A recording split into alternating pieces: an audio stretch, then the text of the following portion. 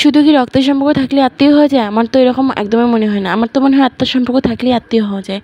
তো 3টে ছেলে রথের দিন সকালবেলা সবাই রেডি সেডি হয়ে গেছিলাম একটা কাজটা যেহেতু হলো না, তোমাদের দাদাভাই একজন পরিচিতের বাড়িতে গিয়েছিলাম। সেখানে গিয়ে তো আমার মনে হয়নি যে আমি সেখানে প্রথমবার গিয়েছি।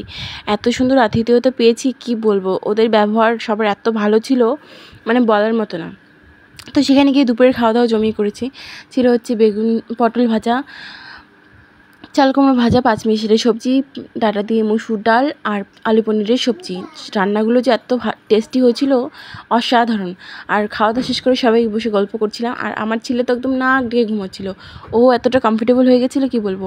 আর এই হচ্ছে সেই দিদিটা, এনাকে দেখি মনে হয় আমার বয়সে একজন ছেলে আছে, এত ইয়াংগেস্ট কি বলবো। ওদের বাড়ির সবাই এরকম এত ইয়াং। তো সবাইকে টাটা বলে বাড়ির দিকে রওনা দিয়েছিলাম। আর আসার পথে খেয়েছি হচ্ছে আখের রস, সাথে একটা নাইটি, একটা শাড়ি কিনে এনেছি।